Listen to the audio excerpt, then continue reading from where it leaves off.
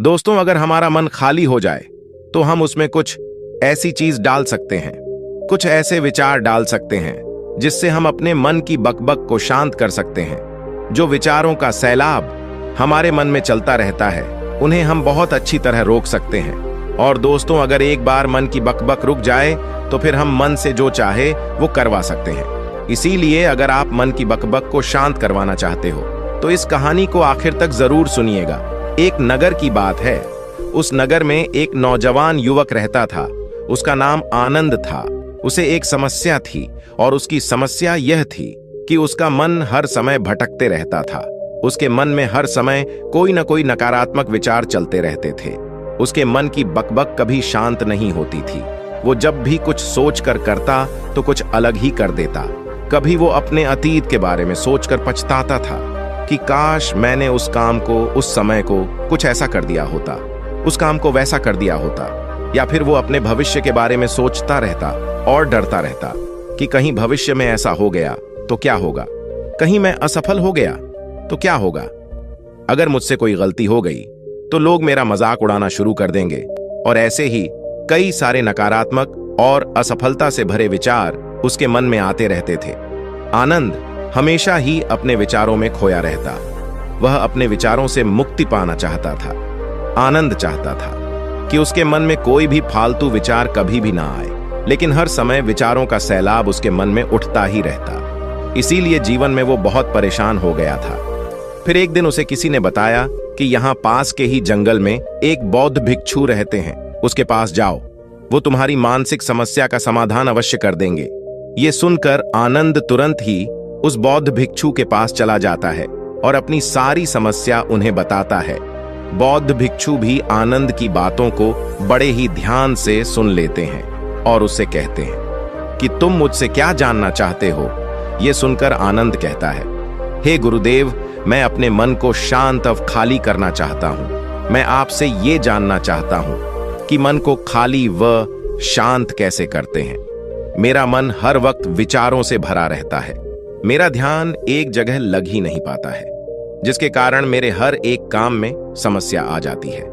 मैं एक चीज करता हूं तो नकारात्मक विचारों के कारण दूसरी चीज पर पहुंच जाता हूं। मेरा मन एक जगह ठहरता ही नहीं है और यूं ही हर दिन मेरे मन में हजारों विचार चलते रहते हैं। और ये कब होता है, क्यों होता है, मुझे कुछ पता नहीं चलता। बहुत देर बाद मुझे एहसास होता है कि मैं क्या करने बैठा था और मैं क्या कर रहा हूं। गुरुदेव, मैं अपने मन के विचारों को खाली कर देना चाहता हूं। मैं चाहता हूं कि मेरे मन में एक भी विचार ना आए। जब मैं चाहूं तभी मेरे मन में विचार आए। फिर बौद्ध भिक्षु ने कहा, किसी समस्या का समाधान तभी निकाला जाता है जब हम उस समस्या की जड़ तक पहुंच जाते हैं, समस्या को ठीक से समझते हैं और जानते हैं। आगे बौद्ध भिक्षु कहते हैं, जिस मन को तुम खाली करना चाहते हो, क्या तुमने उस मन को कभी भी थोड़ा बहुत भी समझा है, जाना है? यह सुनकर आनंद ने कहा कि महाराज, मैंने अपने मन को जानने की बहुत कोशिश की है, लेकिन मैं जितना इसके बारे में जानता हूं, मेरा मन उतना ही रहस्यमय हो जाता है। फिर बौद्ध भिक्षु ने उस युवक को एक घड़ा देते हुए कहा कि जाओ, इस घड़े में छोटे छोटे पत्थर भरकर लेकर आओ। फिर वो युवक वहां से गया और छोटे छोटे पत्थर भरकर लेकर आ गया और उस घड़े को बौद्ध भिक्षु के पास रख दिया। फिर बौद्ध भिक्षु ने उस युवक से कहा कि इस घड़े को तुम अपना मन समझो और इस घड़े में भरे पत्थरों को अपने विचार समझो। अब इस घड़े में और पत्थर डालो। उस युवक ने घड़े में और पत्थर डालना शुरू किया, क्योंकि घड़ा पहले से भरा हुआ था। एक तो पत्थर डालने के बाद बाकी सारे पत्थर नीचे गिरने लगे। फिर बौद्ध भिक्षु ने उस युवक से कहा, रुको जरा, ध्यान से देखो। अब घड़े में पत्थर नहीं आ रहे हैं, बल्कि पत्थर नीचे गिर रहे हैं, क्योंकि ये एक घड़ा है जो इसमें आ सकता था, वो आ गया। अब इसमें और पत्थर नहीं आएंगे। अगर दूसरे पत्थर डालने हैं तो पहले वाले पत्थरों को निकालना होगा। ये सुनकर उस युवक ने कहा, गुरुदेव, मैं आपकी बात समझ गया हूं कि आप मुझे क्या बताना चाहते हैं। हमें अपने मन को विचारों से ही खाली कर देना चाहिए। आनंद की ये बात सुनकर बौद्ध भिक्षु मुस्कुराने लगे और कहा, पहले मेरी पूरी बात तो सुन लो, उसके बाद मन को खाली कर लेना। फिर बौद्ध भिक्षु ने उस युवक को कहा, कि हमारा मन एक घड़े के बिल्कुल उल्टा है, क्योंकि घड़े को तुम पत्थरों से भर सकते हो, लेकिन मन को विचारों से नहीं भर पाओगे, क्योंकि मन तो हमेशा खाली रहता है। यह सुनकर उस युवक ने कहा, गुरुदेव, मुझे आपकी बातें कुछ समझ में नहीं आ रही हैं। मन अगर खाली रहता है तो फिर हम उसे खाली करना क्यों चाहते हैं? फिर मन को खाली करने की क्या ही आवश्यकता है? फिर बौद्ध भिक्षु ने उससे कहा कि इस घड़े से एक एक करके पत्थरों को बाहर निकालो। आनंद ने वैसा ही किया। वो घड़े में से एक एक करके पूरे पत्थरों को बाहर निकालता रहा और ऐसा करते करते अंततः घड़ा खाली हो गया। फिर बौद्ध भिक्षु ने उस युवक से कहा, देखा तुमने, जब एक एक करके तुमने पत्थरों को बाहर निकाला तो ये घड़ा खाली हो गया। अब तुम इस घड़े में कोई भी पत्थर डाल सकते हो, दूसरे पत्थर डाल सकते हो, या फिर उन्हीं पत्थरों को दोबारा डाल सकते हो, आधा भर सकते हो या फिर पूरा भी भर सकते हो। फिर वह युवक कहता है, गुरुदेव, मैं भी तो यही कह रहा हूं कि मुझे अपने मन को खाली करना है।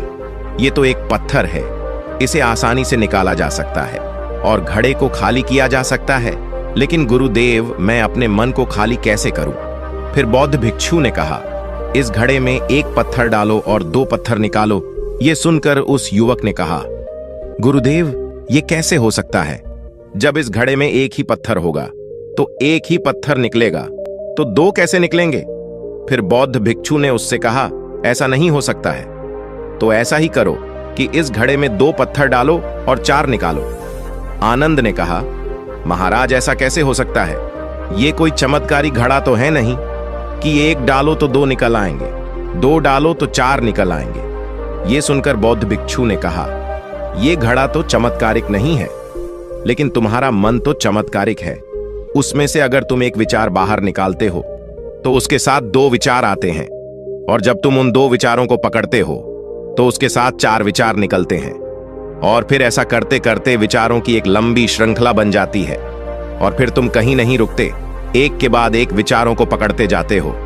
ये मिट्टी का घड़ा तो पत्थरों से भर जाएगा, लेकिन तुम्हारा मन कभी नहीं भरता। वो हमेशा खाली ही रहता है, लेकिन वह खाली नहीं करता। ये इस मन की माया है कि सब कुछ है लेकिन फिर भी कुछ नहीं। फिर उस युवक ने कहा, गुरुदेव, मैं आपकी बात समझ रहा हूं, लेकिन क्या मैं हमेशा अपने विचारों के जाल में ही फंसा रहूंगा? क्या मन के इस माया जाल से निकलने का कोई रास्ता नहीं है?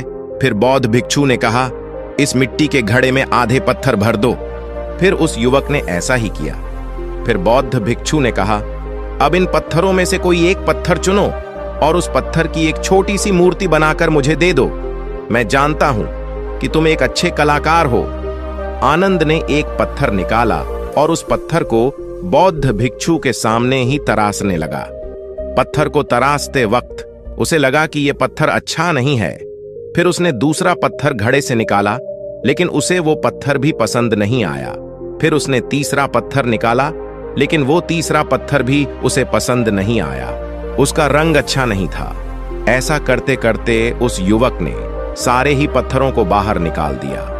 उस युवक को ऐसा करते हुए बौद्ध भिक्षु बड़े ही ध्यान से देख रहे थे। फिर बौद्ध भिक्षु ने उससे कहा कि जो तुमने सबसे पहले पत्थर निकाला था, उस पत्थर को ये समझकर तराशो कि इसके बाद तुम्हारे पास कोई और पत्थर नहीं है और ये एक ही पत्थर तुम्हारे पास है। फिर उस युवक ने जैसा गुरुदेव ने कहा, उसी एक पत्थर को लेकर तराशना शुरू किया और उसने उस पत्थर से एक बहुत ही सुंदर मूर्ति बनाई और बौद्ध भिक्षु को भेंट की। और बौद्ध भिक्षु से कहा कि गुरुदेव, इस पत्थर से इतनी सुंदर मूर्ति बन सकती थी, मैं ये सोच भी नहीं सकता था। उस युवक की बात सुनकर बौद्ध भिक्षु ने कहा कि जब तुम्हारे पास और कोई दूसरा विकल्प नहीं होता है, तब हम उस विकल्प में ही संपूर्ण ऊर्जा लगाते हैं और उसी को सबसे बेहतर बनाने की कोशिश करते हैं। और जब हमारे पास कई सारे विकल्प होते हैं तो हम पत्थर चुनते भी नहीं और मूर्ति बनाते भी नहीं। हमारा मन भी एक विचार के पीछे हजारों विकल्प खोल के रख देता है और एक मुख्य विचार को छोड़कर उन हजारों फालतू के विचारों में उलझकर हम रह जाते हैं। फिर उस युवक ने कहा, गुरुदेव, मैं आपकी बातों को बहुत अच्छे से समझ गया हूं, लेकिन अब मुझे क्या करना चाहिए? कृपया आप मेरा मार्गदर्शन करें। बौद्ध भिक्षु ने उस युवक से कहा कि मन को खाली करना, साफ करना एक दो दिन का काम नहीं है, ये बहुत लंबी प्रक्रिया है। तो क्या तुम इसके लिए तैयार हो? वह युवक कहता है, जी गुरुदेव, मैं तैयार हूं, चाहे कितनी भी लंबी प्रक्रिया क्यों ना हो। फिर बौद्ध भिक्षु ने उस युवक से कहा कि मन को खाली व नकारात्मक विचारों से दूर रखने के 6 तरीके हैं। आओ उन्हें एक एक करके समझते हैं। पहला तरीका है कि ऐसे लोगों का साथ छोड़ दो जो तुम्हें कमजोर, पिछड़ा हुआ, लक्ष्यहीन महसूस कराए। अक्सर हमारे आसपास ऐसे लोग होते हैं जो हमसे पद और धन में ऊपर होते हैं, और इसी पद और धन के घमंड में वो अपने नीचे से लोगों को कुछ भी नहीं समझते। इसीलिए ऐसे लोगों के पास रहना ही नहीं चाहिए, और ऐसे लोग अपने से छोटे लोगों को हमेशा यही महसूस कराते हैं कि आप कितने छोटे हैं, और इसीलिए वो छोटे लोग अपने जीवन में कुछ बड़ा हासिल कर ही नहीं सकते।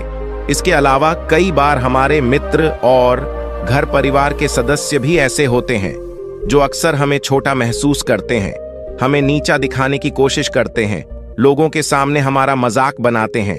तो ऐसे लोगों से जितना दूर हो सके उतना दूर रहो। ये लोग ऐसे होते हैं कि तुम्हारी नजरों से तुम्हारी गरिमा को दूर करके तुम्हें लक्ष्यहीन बनाते हैं, और फिर तुम्हें खुद की काबिलियत पर शक होना शुरू हो जाता है। तुम्हारे अंदर खुद के प्रति नकारात्मक भावनाएं आ जाती हैं, और ये नकारात्मक विचार तुम्हें मानसिक तनाव और चिंता की ओर ले जाते हैं। फिर बौद्ध भिक्षु दूसरा तरीका बताते हुए कहते हैं कि तुम बहुत ही कम और चुनिंदा लोगों को ही अपना मित्र बनाओ। ऐसे लोगों को ही अपना मित्र बनाओ जिससे तुम कुछ सीख सकते हो, जिनकी तुम इज्जत कर सकते हो, जो तुम्हारी भावनाओं को समझ सके, जिनकी सोच तुमसे मेल खाती हो, जो जीवन में तुम्हें आगे बढ़ाने में सहायता करे।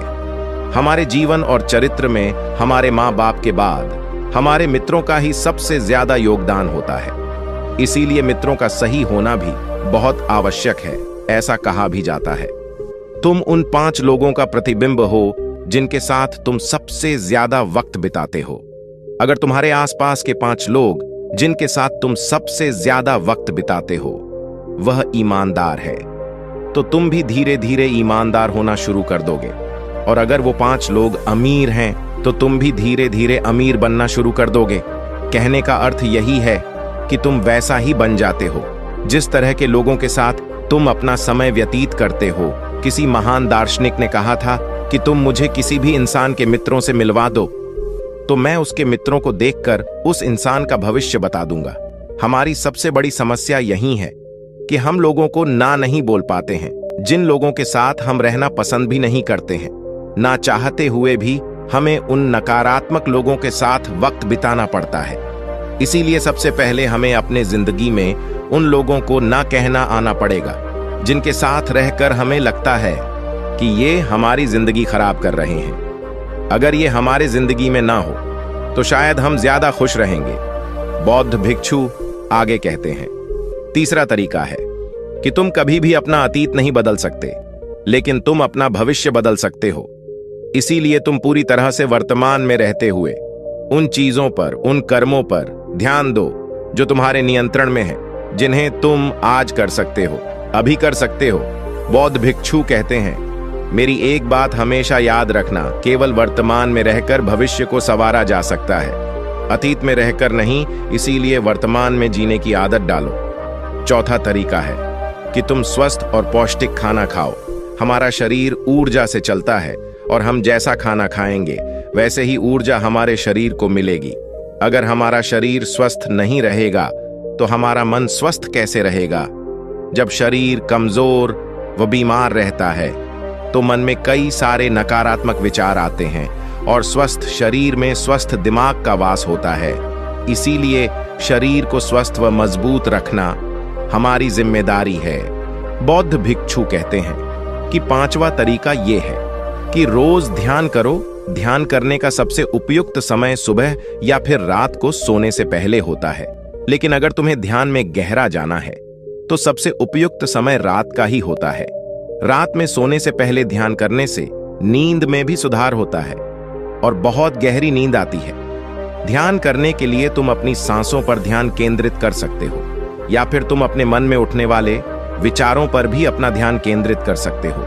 मन में उठने वाले विचारों पर ध्यान केंद्रित करने से ध्यान करने वालों का ज्यादा फायदा होता है, क्योंकि इसमें आसानी से गहरे ध्यान में उतरा जा सकता है।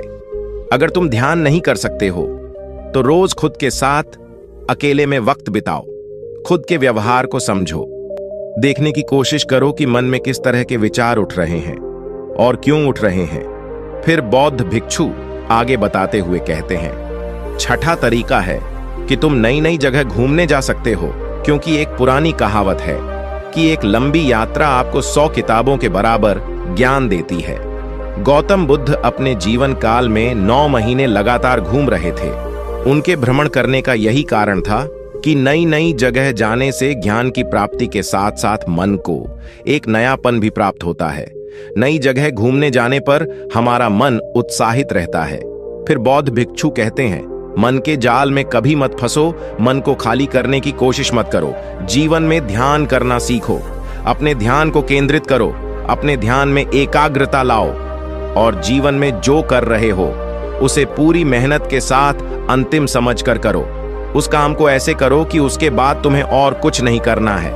और जब फिर दूसरे विचार पर कार्य करो तो बस उसी पर कार्य करो, किसी तीसरे विचार पर नहीं। मन के मायाजाल से निकलना इतना आसान नहीं, लेकिन ध्यान करने से सब कुछ पाया जा सकता है। तो दोस्तों, आज के वीडियो में बस इतना ही। उम्मीद है आपको यह वीडियो पसंद आई होगी। अगर पसंद आई होगी तो वीडियो को एक लाइक करना मत भूलिएगा। ओम बून बुधाय नमः, ओम बून बुधाय नमः, ओम बून